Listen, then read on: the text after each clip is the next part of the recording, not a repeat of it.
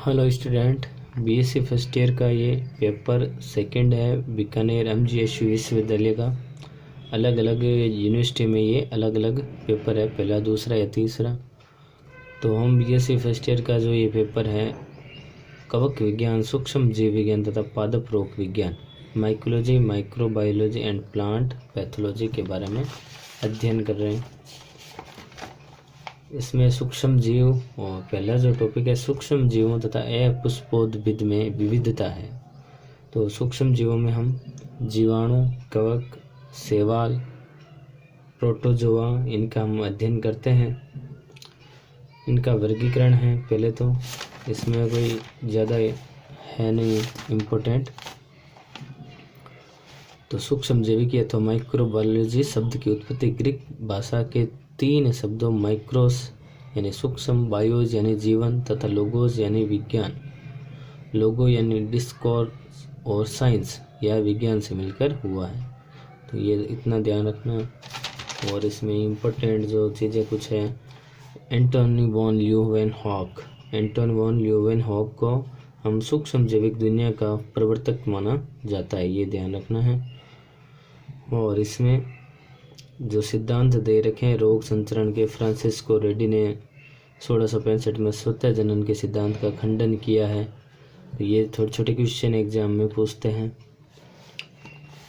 और normal basic जानकारी है। सबसे पहले तो लुई पास्चर है। लुई पास्चर को ये सूक्ष्म जैविक के विकास में योगदान है। इनका टार्ट्रिक अम्ल 2 प्रकार के क्रिस्टल बनाता है। उसने सूक्ष्मदर्शी की सहायता से उन्हें पृथक करने में सफलता प्राप्त की। किण्वन के बारे में लुई पास्चर ने बताया था, एक जैविक प्रक्रिया है जो यीस्ट और जीवाणुओं की क्रिया से होती है। ये सूक्ष्मजीव रोग भी फैला सकते हैं। उसने सर्वप्रथम बताया कि वायु में भी सूक्ष्मजीव उपस्थित होते हैं। ये इसमें थोड़े से एंथ्रेक्स के प्रति भेड़ों में संक्रमणता को स्पष्ट किया था लुई पास्चर ने। ये तो फैक्ट है जो हम सीधे ही याद करने हैं। और रॉबर्ट कोच ने रोगों के जन्म या रोगाणु सिद्धांत का प्रतिपादन किया है। ये बेसिक्स की जानकारी है सबसे पहले। तो इसमें उसके बाद में है प्रोकैरियोटिक और यूकैरियोटिक कोशिकाओं में तुलनात्मक अध्ययन। तो प्रोकैरियोटिक कोशिका और यूकैरियोटिक कोशिका के आधार पर अब जीवों को वर्गीकृत अलग अलग किया गया है। इसमें उदाहरण देखते हैं। सबसे पहले उदाहरण क्या है प्रोकैरियोटिक कोशिका के, बैक्टीरिया, माइकोप्लाज्मा, साइनोबैक्टीरिया। और यूकैरियोटिक शैवाल, कवक और अन्य पादप में यूकैरियोटिक के अंतर्गत आते हैं। शैवाल है, कवक है, ये यूकैरियोटिक कोशिकाएं होती हैं। कोशिका का आकार सूक्ष्म होता है 0.1 से 5 माइक्रोमीटर व्यास, और ये बड़ी होती है 5 से 20 माइक्रोमीटर व्यास की। प्लाज्मा झिल्ली कोशिका की बाह्यतम सजीव स्तर होती है प्रोकैरियोटिक में, और ये भी प्रोकैरियोटिक के समान है। कोशिका भित्ति भिन्न भिन्न पदार्थों जैसे माइक्रोपेप्टाइड, लिपिड, अमीनो अम्लों से निर्मित लिपिड्स और मुख्यतः सेल्यूलोज से निर्मित होती है यूकैरियोटिक में। तो भित्ति उपस्थित यूकैरियोटिक में, सेल्यूलोज से निर्मित भित्ति उपस्थित होगी किसमें, यूकैरियोटिक कोशिका में। जंतु कोशिका में भित्ति अनुपस्थित होती है, ये हमें पता है। जंतु कोशिकाओं में कोशिका भित्ति नहीं होती।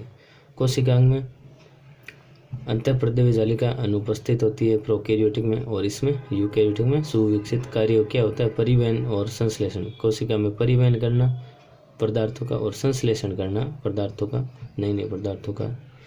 गोल्जिकाई अनुपस्थित होता है प्रोकैरियोटिक में, और इसमें यूकैरियोटिक में सुविकसित कार्य स्त्रावी पदार्थों का संचयन।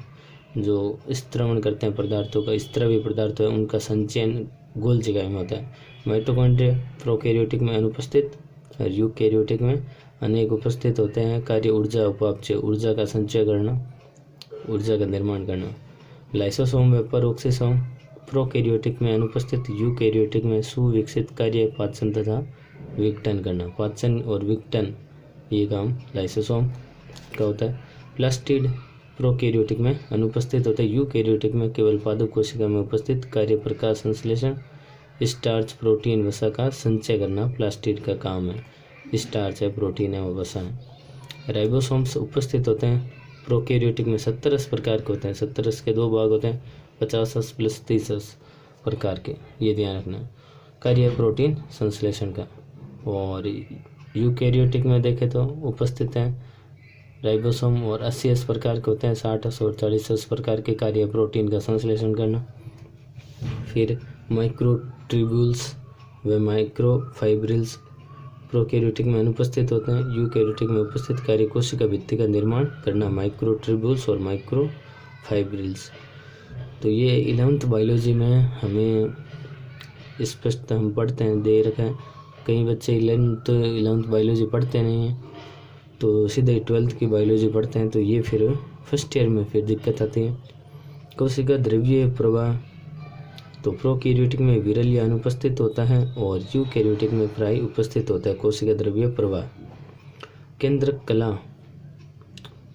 कला प्लाज्मा झिल्ली अनुपस्थित होती है प्रोकैरियोटिक में और यूकैरियोटिक में उपस्थित होती है और दोहरी कला युक्त होते हैं, दोहरी झिल्ली युक्त होते हैं। और केंद्रिका अनुपस्थित, केंद्रिक तो न्यूक्लियस इसमें प्रोकैरियोटिक में अनुपस्थित और यूकैरियोटिक में उपस्थित कार्य आरएनए का संश्लेषण करना है। क्या करते हैं? आरएनए का संश्लेषण करता है केंद्रिका या न्यूक्लियस, केंद्र के अंदर पाई जाती है केंद्रिक, आरएनए का संश्लेषण करता है। आनुवंशिक पदार्थ कोशिका में बिखरा हुआ होता है और केंद्र कला में परिबद्ध होता है। तो ये दोनों में अंतर यूकैरियोटिक का, ये है यूकैरियोटिक और ये है प्रोकैरियोटिक। डीएनए में हिस्टोन प्रोटीन नहीं होते हैं, इसमें डीएनए में हिस्टोन प्रोटीन होता है। डीएनए की मात्रा कम होती है, डीएनए की मात्रा अधिक होती है। डीएनए सदैव अगुणित रहता है, डीएनए अगुणित तथा द्विगुणित अवस्थाओं में एकांतरित होता रहता है। ये दोनों में होता है, इसमें यूकैरियोटिक अगुणित और द्विगुणित अवस्था में होता है। केंद्र कला रहित डीएनए को केंद्र का न्यूक्लियोइड कहते हैं। केंद्र कला नहीं होती है इसमें, तो इसको केंद्र का न्यूक्लियोइड कहते हैं। और इसमें केंद्र कला युक्त डीएनए को केंद्र या न्यूक्लियस कहते हैं। कशाभिकाएं परासूक्ष्म एक फाइब्रिल से निर्मित होती हैं। सूक्ष्म जब भी उपस्थित 20 फाइब्रिल्स 2 × 9 18 + 2 संरचना युक्त, इसमें 18 + 2 के रूप में होते हैं कशाभिकाएं। और प्रकाश संश्लेषण साइनोबैक्टीरिया तथा प्रकाश संश्लेषी बैक्टीरियम होता है जिनमें क्रोमेटोफोर्स उपस्थित होते हैं। सभी हरे पादप करते हैं। क्लोरोप्लास्ट उपस्थित होते हैं, क्लोरोप्लास्ट है इसमें। कोशिका विभाजन माइटोसिस व मियोसिस अनुपस्थित द्विविभाजन होता है। तो कोशिका विभाजन इसमें तो द्विविभाजन होता है प्रोकैरियोटिक में, और इसमें दोनों होते हैं, समसूत्री और अर्धसूत्री तंतुओं द्वारा गुणसूत्रों की स्पष्ट गति होती है। गुणसूत्रों की गति इसमें अज्ञात होती है।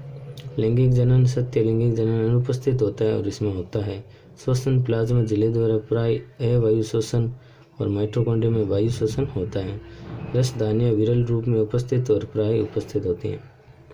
और कलाएं स्टेरोल्स अनुपस्थित और स्टेरोल उपस्थित, तो ये इनमें अंतर है। तो इसमें माइटोकॉन्ड्रिया में वायु श्वसन होता है और इसमें प्लाज्मा झिल्ली द्वारा प्राय अवायु श्वसन होता है, प्लाज्मा झिल्ली द्वारा प्रोकैरियोटिक में।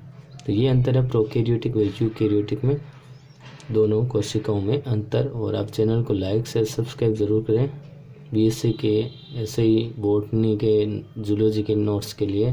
Thank you for watching video.